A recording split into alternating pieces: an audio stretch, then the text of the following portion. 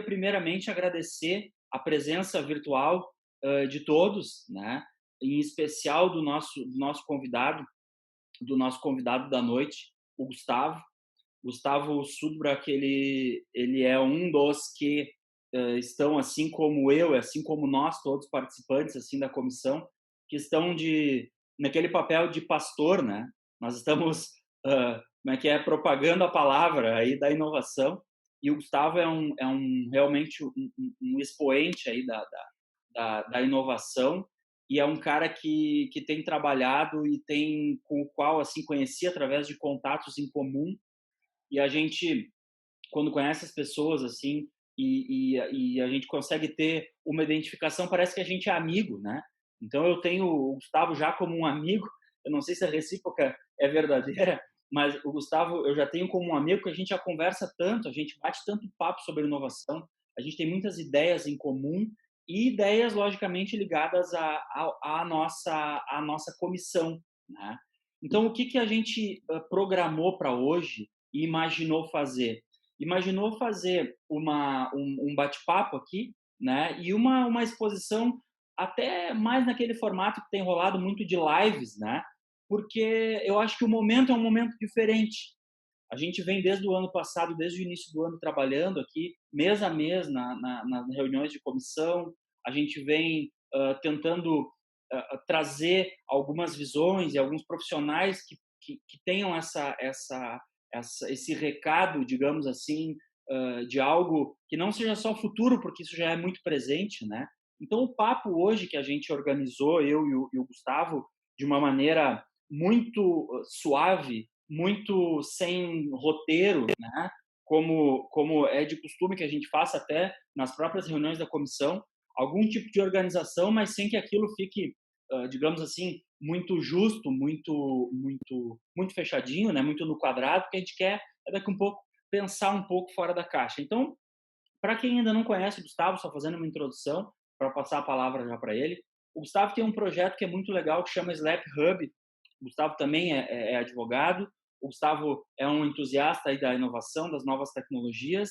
E para quem ainda não conhece, o espaço deles em Porto Alegre lá é literalmente aquele da gente entrar e lá e ficar apaixonado, porque é um espaço lindo, um espaço de extremo bom gosto, e um espaço no qual as pessoas que estão lá com certeza refletem tanto bom gosto quanto serem entusiastas da tecnologia, como estarem realmente honrando, né, a qualidade daquele espaço que eles criaram lá. Então, para quem ainda não conhece, sigam lá no Instagram, tem Slap Hub, né, Slap SLAP, sigam lá no Instagram. O Gustavo vai fazer parte ali, vocês vão ver algumas marcações também. O Gustavo é o Gustavo Sudbra, que é GM, @GM Sudbra também no Instagram, para se vocês quiserem segui-lo já, né? Então, Gustavo, a palavra é tua, a palavra é nossa, e a gente só quer mais ou menos, a gente fez um mini roteiro aqui, ó, para se deixar vocês já me conhecem bem, né? Falo pelos cotovelos, e o Gustavo é do meu perfil também. Então a gente mais ou menos fez um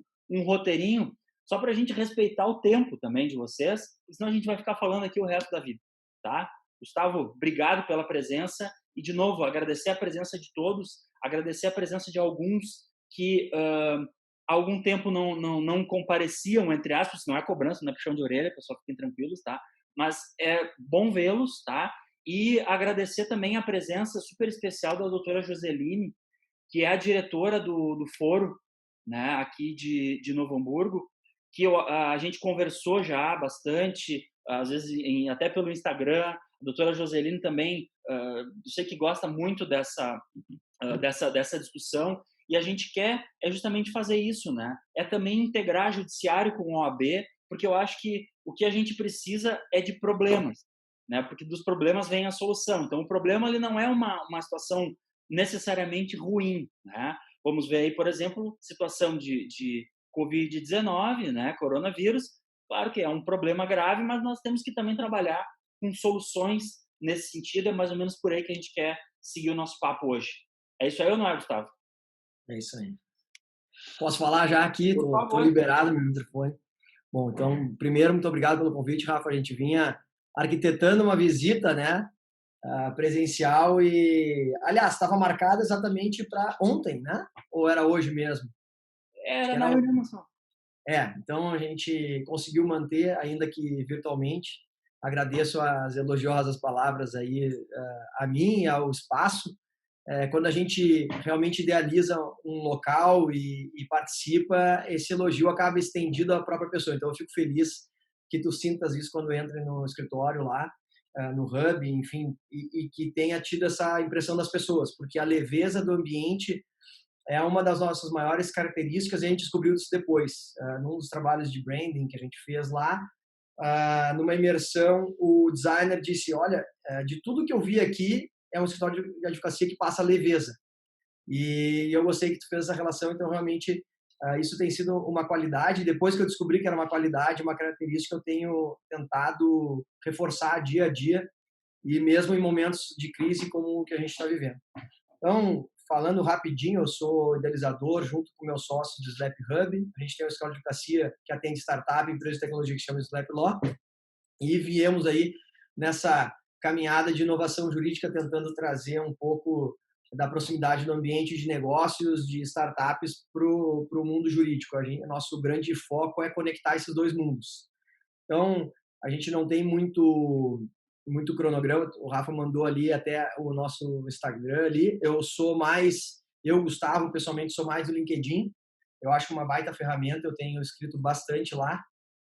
Faz parte até desse meu momento de carreira, desde que eu voltei da China, morei um tempão fora, morei 3 anos na China, depois que eu voltei, eu voltei para o direito, e aí tem um pouco do que eu faço, tem a ver com essa veia de tomar risco, de ser corajoso e de buscar insights fora, enfim. Então, muito obrigado, Rafa, por ter me convidado.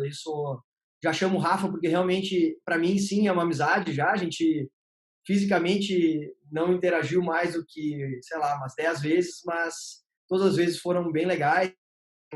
Eu sou super fã do trabalho que tu está fazendo. Quando a gente se conectou pela primeira vez, veio por uma conexão em comum que disse, vocês têm que conversar porque vocês são parecidos, estão na mesma pegada, e desde lá a gente vem sempre conversando. Então, obrigado pelo convite mais uma vez, pessoal, obrigado por estarem acompanhando aí. Eu sou zero formalidades, pelo contrário, eu já peco pela informalidade às vezes, então também qualquer coisa queiram me chamar aí, depois queiram falar comigo, Instagram, LinkedIn e tal. Eu ia dizer Facebook, mas Facebook eu não, acho que eu nem tenho mais. Super aberto para trocar ideias. Eu não acredito muito em concorrência.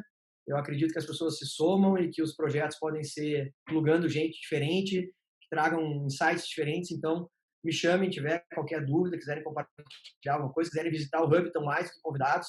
É uma oportunidade de pensar um pouco no que está acontecendo no mundo. A gente tem que se espelhar, né, em alguns cases. Assim, eu acho que a gente conseguiu ser um case, pelo menos de espaço físico e de time. A gente realmente consegue trazer o que há de inovador aí nos nossos eventos, nos nossos cursos, e nas empresas que a gente apoia.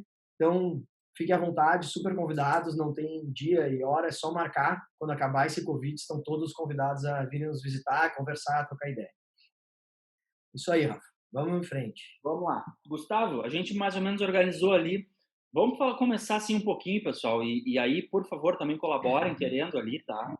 A gente botou assim, desmaterialização e Covid, né? O que tu pensa sobre isso, Gustavo? Como é que tu tá vendo essa situação nossa? Por exemplo, estamos agora desmaterializados, né? Reflexo disso.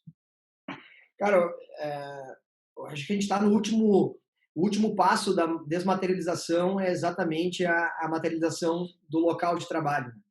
A gente já vinha num processo de desmaterialização de vários ativos. O dinheiro não é mais dinheiro, é só dado. As nossas relações já são via dados, né? São trocas de mensagens. Praticamente a gente vive dentro de um sistema desmaterializado. Ele está em cloud, a gente usa sistemas de computador que não ficam mais em arquivos. Dificilmente a gente tem um sistema que não tenha um backup digital. Então, a gente está desmaterializado. A gente não tem mais muito apego à materialização. Isso desde o dinheiro, o Bitcoin está aí, mas não é só o Bitcoin, as outras moedas, a gente está falando em geral em desmaterialização, porque o próprio dinheiro que a gente vê, eu não toco em dinheiro em papel há bastante tempo, assim, eu não uso, não tenho costume, até deveria usar mais, que tem vezes que tu precisa e não tem, enfim, mas já era um caminho, né? A gente já vive esse caminho. E o Covid agora desmaterializou a nossa última, na parte profissional, né, o nosso último recinto, que era o trabalho, aonde a gente presta o trabalho. Então, a gente conseguiu simplesmente distribuir as forças de trabalho, tirar dos locais mais tradicionais, como o próprio foro, né, um tribunal de justiça, um foro, enfim, locais marcados pelo papel e tudo mais. A gente desmaterializou o nosso último recinto. E a gente está provando que a sociedade anda desmaterializada, né? Se por um lado pessoal, a gente materializou, porque a gente voltou para casa, a gente também aproximou relações familiares, talvez, a gente nunca teve tanto tempo com família, com, enfim, proximidade com filhos, pais, avós, enfim. Mas, de todo lado profissional, a gente desmaterializou. A gente não faz mais reuniões nos locais, a gente está tendo aulas, a gente está tendo lives, a gente lê no Kindle, a gente movimenta dinheiro. Os aplicativos dos bancos tiveram um grande boom agora, porque grande parte da sociedade ainda usa o banco, a agência, embora para alguns seja algo super obsoleto. Grande parte das pessoas ainda vão nas agências. O público mais vulnerável, que não gosta de usar a internet, talvez porque tem um pouco menos de instrução, tem receios, mas estão sendo obrigados. Hoje o Estado, com o auxílio emergencial, está criando carteiras e contas digitais na Caixa para os desassistidos, que vão ser assistidos pelos R$ 600 de auxílio emergencial. Então, esse é o grande ponto, eu acho. E aquele, não é meme, aquela que é a fotinho, né? O que causou a transformação digital na sua empresa? E aí tem um Chief Innovation Officer, não sei quem, o cara de TI, e tem o Covid. Realmente, o Covid foi um empurrão que faltava para as empresas entenderem essa transformação digital na última escala. Então, assim, escritórios de advocacia que não estavam digitalizados, embora os processos hoje sejam, em sua maioria, digitais, eletrônicos, se viram num precipício. Cara, como é que eu vou distribuir minha operação se eu ainda tenho servidor local, se eu ainda guardo papéis, se eu ainda tenho pastas? Então, o Covid meio que deu um wake-up call, né? Acorda que o mundo mudou. E a grande diferença é que tu olha para o lado e tu vê o teu concorrente, e eu digo que eu não gosto de concorrente, eu não acredito que a concorrência seja ruim, mas claro, existem concorrentes, a gente sabe. Tu olha para o teu concorrente e ele diz que ele opera 100% como se ele estivesse no local físico. Eu trabalho em outros escritórios também, um deles eu sou head de inovação. Cara, tem um escritório nosso que trabalha 100% digital e não teve impacto nenhum. Simplesmente o pessoal pegou o seu laptop, que já é laptop, foi para casa, o escritório roda totalmente em cloud, não mudou nada. Só mudou que eu não tenho reunião presencial com o cliente. O meu impacto é mais com o cliente. Agora, tem outras operações que são mais burocráticas e tradicionais e que demoraram para fazer essa transformação, essa desmaterialização, que estão passando trabalho. Porque é difícil tu desmaterializar sem planejamento, né? Então, o Covid realmente veio, foi um soco no estômago de todo mundo, ninguém estava preparado. Mesmo o Bill Gates lá, quando proferiu lá aquele TEDx lá em 2015, falando, ou o filme, a pandemia. Cara, são ciclos, a gente passa por ciclos de crise no mundo, né, no planeta, mas ninguém estava prevendo, né? Então, realmente, eu acho que foi a última desmaterialização do nosso lado profissional, mas, por outro lado, foi a prova de que a gente consegue operar distribuído desmaterializado. Os tribunais, eu estava vendo uma pesquisa ali do ESAGE, que é o Tribunal de São Paulo, tá naquela briga, né, para trocar entre a Microsoft e tal. Os caras julgaram na primeira semana um número estratosférico de processos, foi 34 mil processos numa semana. Eles conseguiram acelerar as sentenças. Por quê? Porque não tinha que receber advogados, os assessores estavam em casa. Então, cara, é possível mesmo nos locais mais tradicionais.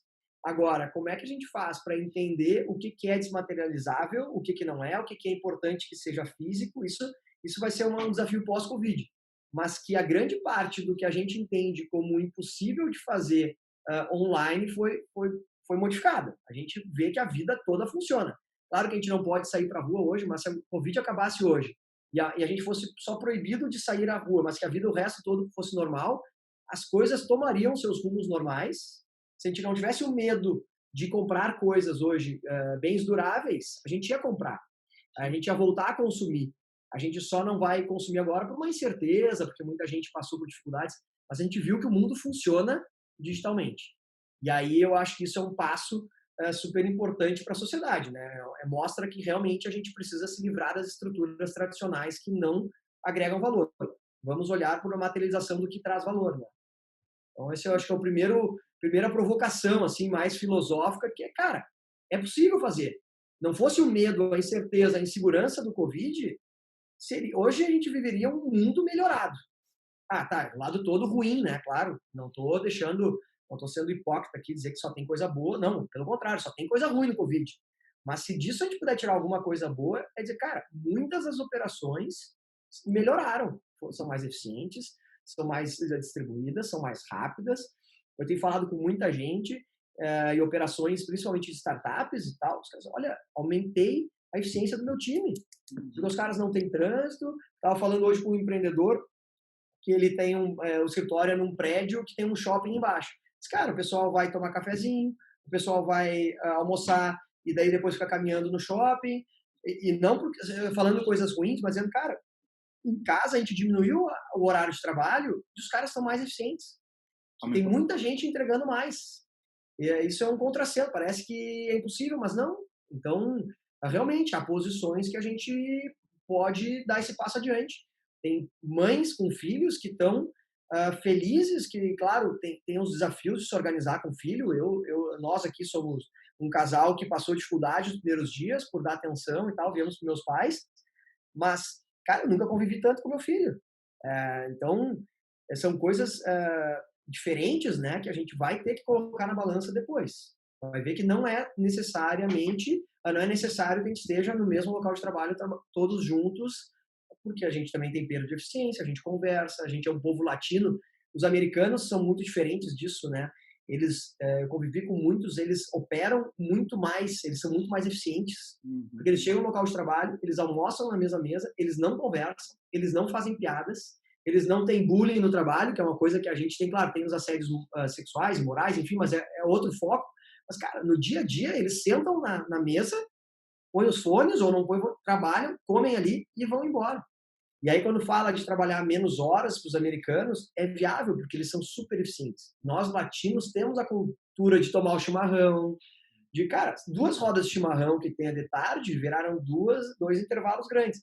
Pô, tu prefere fazer esse intervalo grande no trabalho, conversando com pessoas que são legais, são amigos, enfim, ou tu prefere estar em casa com o teu filho, que é acho que um dos maus do século é a gente deixar de criar nossos filhos, né? Deixar os filhos só em colégio, enfim. Uma que a gente tinha botado ali, Gustavo, tu vê assim nessa tua fala, então, eu acho assim, acho que os desafios mudaram de cara. Tu concorda com essa afirmação? Total, total. Não tem nem dúvida. Exatamente, os desafios agora são outros. Claro, a gente fala, e eu sou um cara super positivo, eu tenho que cuidar também para não ser muito entusiasmado com as mudanças positivas, porque tem um mar de coisa ruim vindo, né? E a gente não sentiu o impacto total ainda, a gente tende a sofrer ainda muito com esse vírus. É um vírus que impacta a forma como a gente se relaciona e vai se relacionar daqui para frente. Tem muita gente dizendo que a gente vai ter que usar máscara, a gente vai ter que deixar de se cumprimentar, a gente vai ter que ter times separados trabalhando com a distância mínima e tal. Mas sim, os problemas são outros agora. A gente já superou a história da transformação digital, eu até coloquei como tópico diferente também, da desmaterialização, mas é isso, cara. A gente já viu que o mundo já rodava digitalmente. A advocacia talvez é um dos mundos que estava mais devagar nessa transformação. E é isso que a gente fala bastante quando fala de inovação. Não é o software específico, não é o robô específico, não é a leitura específica de uma nota, é a mentalidade, né? A mentalidade de entender que é possível fazer rápido, que é possível fazer barato, que é possível se desvincular de burocracias e de medos que não são úteis, né? São desnecessários. Então, sim, o desafio passa a ser outro agora, não tem nem dúvida, tem um grande problema pela frente, temos vários, mas muitas das objeções do passado, até para inovar, a gente superou a força, né? A força dela. Cara, é possível. Então, acho que sim, grande mudança assim de paradigma na nossa vida em geral. E como é que tu vê as oportunidades para a advocacia tradicional? Tu tem conversado com o pessoal, assim, por exemplo, para ficar um pouco, a gente fala muito de inovação, fala em transformação digital, digamos assim, num âmbito mais de gestão, né? Digamos assim, de processos, não processos judiciais, da forma como a gente faz as coisas, processos organizacionais, digamos assim, né? Mas como é que tu vê as oportunidades em virtude do Covid aí, oportunidades de mercado clássico da advocacia mesmo? Vê que pode dar apesar de tudo, pode gerar um desafogo para alguém que já estava combalido, porque era o cenário já, né? Isso aí. Não, cara, eu acho que sim. Eu falei semana passada num podcast até, depois eu mando o link ali para quem quiser ouvir. Ah, eu acho que vão vir, depois da crise sempre aparecem muitas oportunidades, né? Passou a tempestade, a gente começa a arrumar a casa e vê o telhado despencou, a árvore caiu, então assim, gera uma demanda reprimida. O grande ponto é a monetização pós-crise, porque normalmente as pessoas estão combalidas, né, os clientes e enfim, então a rentabilização, a monetização do pós-crise às vezes é difícil. Mas para o mundo jurídico, e essa é uma afirmação que eu não gosto muito, o advogado aparece muito em momentos de crise e tende a ser importante em momentos pós-crise, né? Ou durante a crise ou pós-crise. Eu acho ruim, porque eu não gosto dessa percepção do advogado que só conserta. Na nossa atuação como advogados no escritório de startup, a gente é muito mais para criar estrutura para não acontecer o problema, mas a advocacia tradicional é consertar problemas, né? A gente vive arrumando, ajustando ou tentando ajustar os problemas da sociedade. Então, desse caos de Covid tem diversos reflexos, né? Eu falei até no podcast, depois fiquei me questionando se não foi muito forte, mas, cara, áreas como direito de família, né? Direito, sucessões, o consumidor, trabalhista, previdenciário, que são atuações de advogados de escritórios menores, que a grande parte dos advogados do Brasil estão em bancas pequenas, né? Ou é solo, né? Advogado sozinho, ou está em bancas de até 3 advogados, se eu não me engano. Se não me engano, são 90% dos advogados inscritos na OAB nacional estão em escritórios próprios, ou seja, 1 ou 2 advogados, até 3 advogados. Então, esses advogados tendem a não ser muito especializados e fazem demandas mais de clientes em geral. Então, é mais de acesso à justiça. Nesse mercado, vai ter um grande crescimento. Porque seja pelas mortes, o que é muito triste dizer, mas gera uma demanda para sucessões, direito de família, tem a parte trabalhista, essas MPs vieram para flexibilizar muitas regras, mas a gente sabe que no mercado as coisas não andam sempre como o regulamento determina, ou como a boa-fé orienta, enfim, então existe sim uma demanda ali, talvez até mais para negociação e não simplesmente contencioso e conflito, mas existe uma necessidade do aconselhamento jurídico. Previdenciário vai ter muita questão, e não só a questão do Covid, mas existe às vezes uma corrida por preservação de direitos pós-crise. Então tem muita gente que está trabalhando que depois da crise agora viu, cara, agora é minha hora de aproveitar a vida, porque realmente o mundo pode acabar. Esse desgraçado, esse vírus, e desculpa a palavra, ele mostra que a gente é muito frágil. Esse realmente ele é a maior guerra que a gente está vivendo em termos globais. O mundo inteiro está combatendo o mesmo vírus. Isso mostra que a gente é frágil. Então tem muita gente que quer garantir os seus direitos e, cara, quero me aposentar, vou trocar de emprego, vou sair dessa empresa, vou empreender. Então, assim, o chacoalhão às vezes gera essa vontade de mexer. E às vezes o mexer é até resolver coisas do passado. Cara, tem aquele inventário que nunca saiu daquele dinheiro que cara, agora eu vou fazer andar porque eu quero aproveitar, eu quero viver, enfim. Fora todas as demandas novas, e aí demandas digitais, cara, o que tem de curso EAD, o que tem de passagem cancelada nesse momento de crise, o que tem de negociação com imobiliária, o que tem de contrato de compra e venda que precisa ser ajustado, porque realmente existem cláusulas no nosso Código Civil que permitem alguns ajustes, especialmente na esfera empresarial, onde há onerosidade excessiva por conta de fatos imprevisíveis, né? Então, cara, eu vejo sim uma oportunidade, e eu não gosto muito de falar isso, eu acredito nisso, mas não gosto de falar porque pode alguém pegar no meio da frase e depois distorcer, mas eu vejo sim a oportunidade pós-crise. E a gente tem que, como profissional, ir pensando bem na parte material, né, esquecendo toda a parte que tem para trás, toda essa parte triste que tem com a crise, a gente tem muitas oportunidades. E aí, oportunidade de carreira, cara, e também de organização, e tu me corta se eu estiver sendo muito longo nas respostas, mas todo chacoalhão merece uma reanálise de algumas coisas. A primeira delas é custos. Eu não sei vocês, pessoal, sendo bem transparente, mas a gente aqui em casa, eu e minha esposa, a gente começou a olhar para dentro. Cara, onde é que eu sou ineficiente? Peraí que nós já tem uma pergunta, depois tu conduz aí, Rafa. Eu não, a gente já, cara, a gente é muito ineficiente nas nossas vidas, né? A gente contrata um monte de assinatura digital, a gente vai acumulando Spotify, Netflix, Amazon Prime, e a gente cria algumas ineficiências na nossa vida particular que nesses momentos a gente tem de ajustar.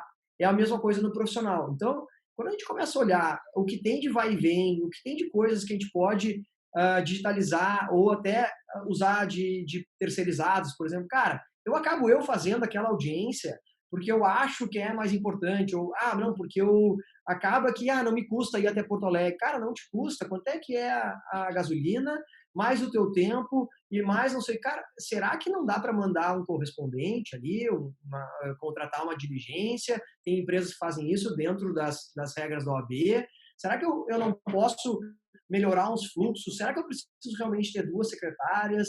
Será que eu não posso usar, daqui a pouco, a pessoa que está ali como secretária, daqui a pouco eu não posso ajudar ela a se desenvolver e ela virar alguém de mais comercial, na parte de back-office, né? Eu não estou dizendo comercializar a profissão, mas alguém que pode olhar ali, estar mais atenta ao nosso contato com o cliente, procurar mais o cliente, dar mais satisfação do que está acontecendo.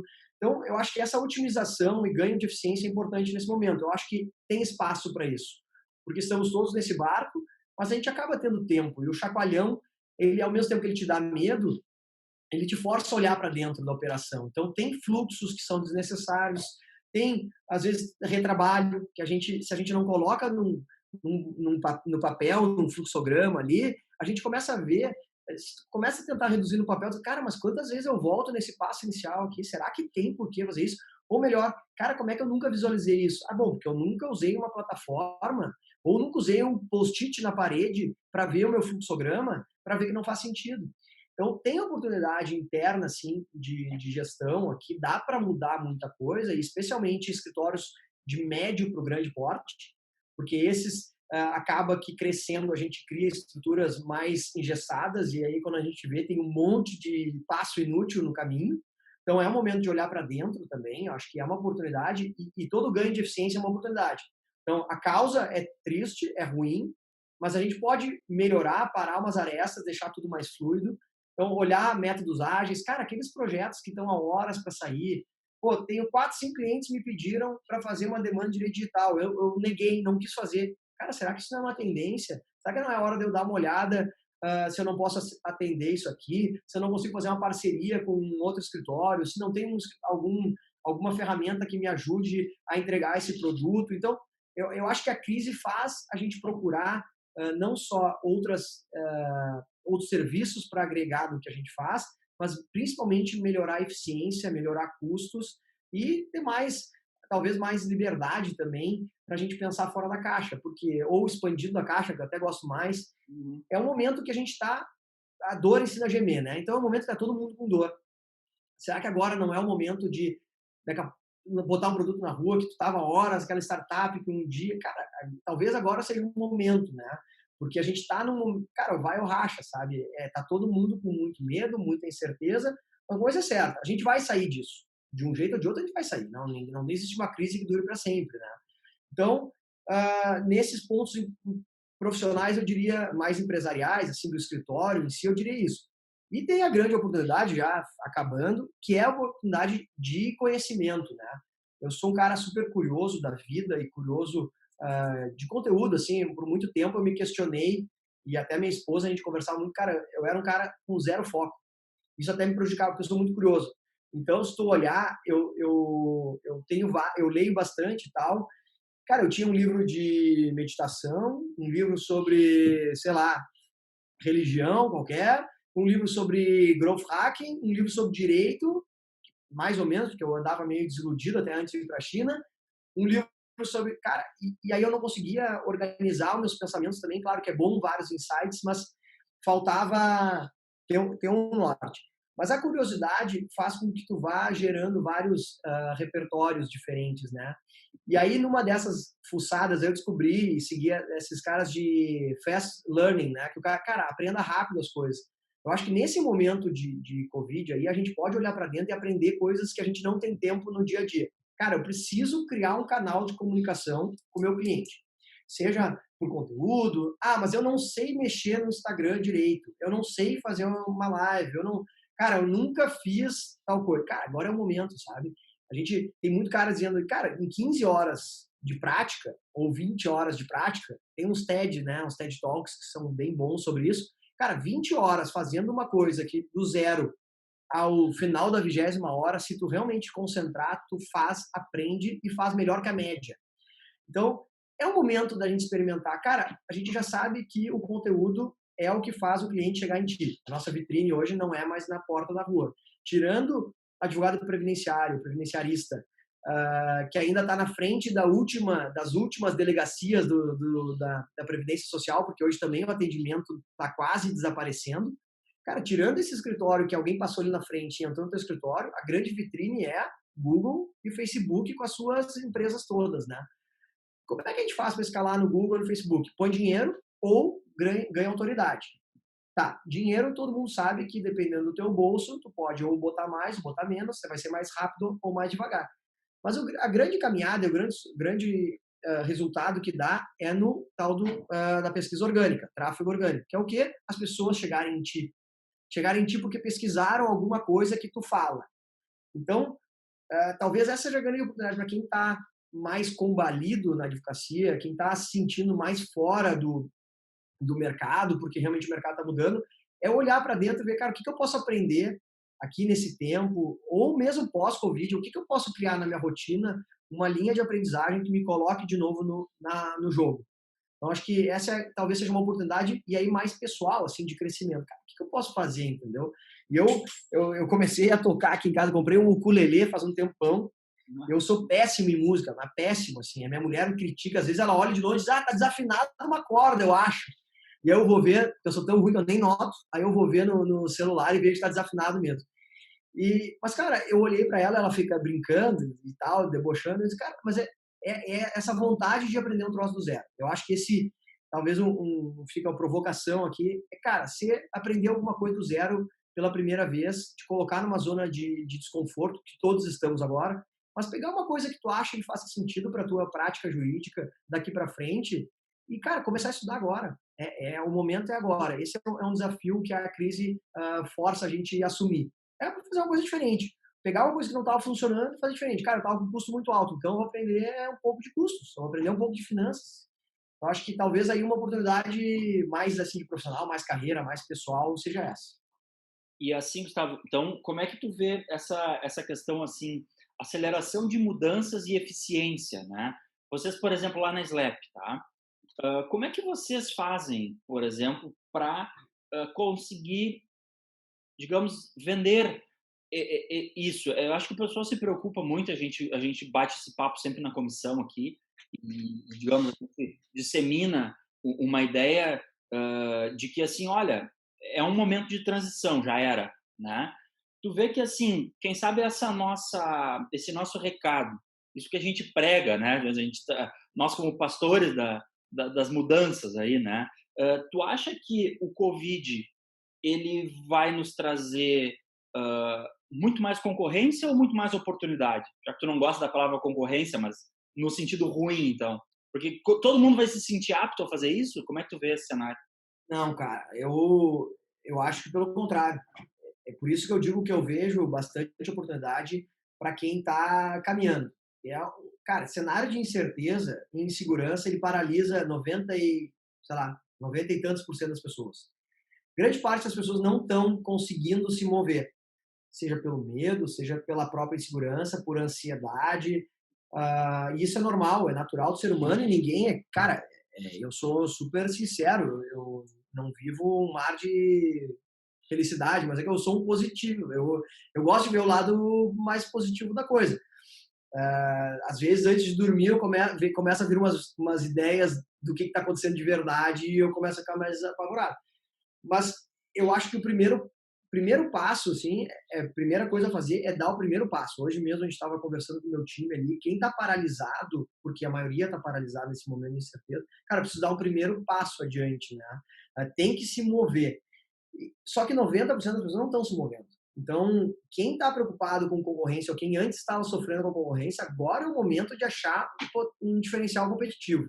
Cara, agora é o momento de pegar a concorrência, e nesse ponto mesmo concorrência, cara, quais são os escritórios que concorrem comigo ali no cliente no dia a dia? Ah, esses aqui. Ou assim, cara, eu não tenho concorrência direta, eu faço uma matéria que poucos fazem aqui. Tá, mas só o meu público de Novo Hamburgo não dá conta. Cara, como é que eu consigo expandir o meu público? Por exemplo, eu sou advogado previdenciarista em Novo Hamburgo. Cara, tem muita gente ali. Tem muita. Cara, tem demanda, mas tem muita gente. E como é que eu diminuo, então, o meu custo para melhorar? Ou como é que eu chego em mais gente? Como é que eu chego mais longe? O que eu tenho que fazer para aumentar isso? Porque a maioria do povo não vai estar fazendo. Com certeza, a concorrência ou grande parte das pessoas não estão fazendo. Eu tenho visto muita gente criticando live, criticando aula remota, criticando conteúdo que está na internet.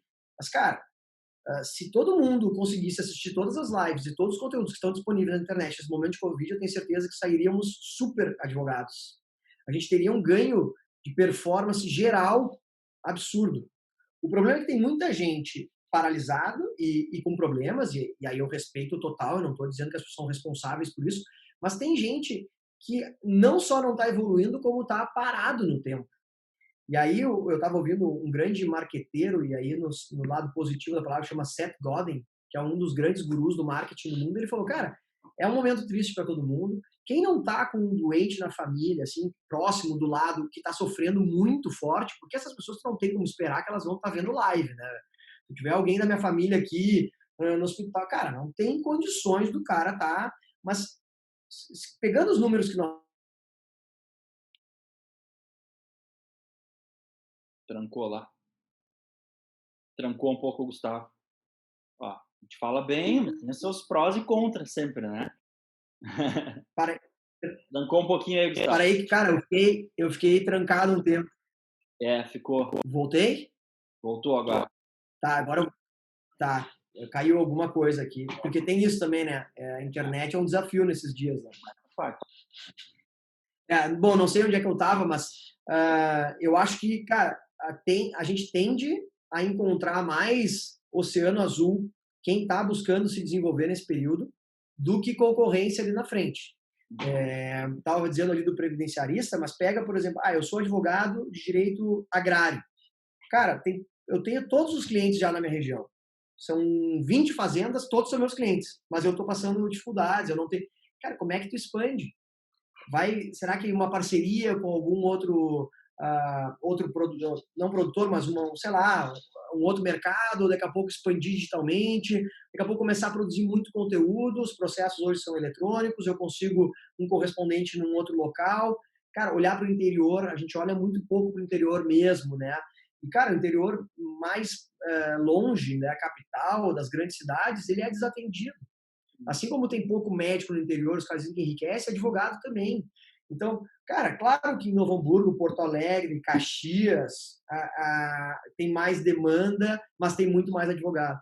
Mas, cara, tem locais mais para dentro do interior que não é 100% atendido. Cara, como é que eu chego nesse cara? Porque a gente ali no Slap fala de Go Global, assim, a gente realmente quer pegar clientes cada vez maiores e tal. A gente está em Porto Alegre, a gente pensa em expandir para São Paulo, mas porque o nosso mercado de tecnologia, e aí falando do law, né, do escritório em si, o nosso mercado de tecnologia está nessa expansão em grandes centros. Mas eu não deixo de tentar olhar, por exemplo, tem uma aceleradora no Alegrete, cara, que eles fizeram tem umas startups de games lá, super legais, lá dentro, entendeu? Eu estou indo nesses novos mercados. Então, eu acho que tem oportunidade, a gente tem que aproveitar para quem consegue, quem tem condições e quem não está sofrendo nenhum abalo de saúde muito forte, assim, tem como buscar algumas alternativas. Esse é o meu pensamento do lado positivo. Claro, o cara tem que saber sempre que tem toda uma coisa ruim vindo. Se a gente conseguir separar. Eu sou um cara, por exemplo, cara, eu olho 3 por dia e olho lá os números dos Covid e tudo mais. Eu prefiro a ignorância para conseguir focar no que é positivo do que ficar remoendo esses dados negativos. Mas é o Gustavo, opinião pessoal, né? A gente é parecido nesse ponto, né? Muito parecido. E assim, Gustavo, até a doutora Joseline comentou ali, né, e até falando a respeito disso, uh, algumas ações de revisão de contrato e moratória de acordos por causa da pandemia. Esse é um cenário que vai acontecer, né? É, Eu acho assim, a gente mais ou menos tem alguns eventos históricos nessa linha bem clássica lá do direito civil, contratos, teoria da imprevisão, bem aqueles critérios. Tivemos ali, eu lembro aqui no Vale, nós tivemos situações muito graves em 2008, 2009, com aquela questão de travamento de dólar, tem diversos processos que ainda tramitam, com certeza, nesse sentido e tal, mas o mundo era diferente em 2009, né? Assim, exatamente. 10 anos, eu fico às vezes conversando com as pessoas, não só papo jurídico, mas acaba que acaba tudo virando um papo que vira um pouco jurídico às vezes, né?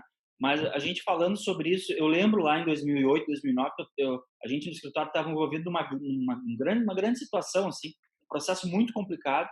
E aí eu estava numa audiência, eu com mais, sei lá, 5, 6 empresas, e eu nunca me esqueço de um advogado, que é um advogado bem renomado de Porto Alegre, e aí a gente estava tentando aproximar para fazer um acordo. E aí o advogado chegou e disse assim: olha o que estourou aqui. Digamos, ele levantou o celular assim, né? Olha, essa crise agora não tem mais e alguma coisa.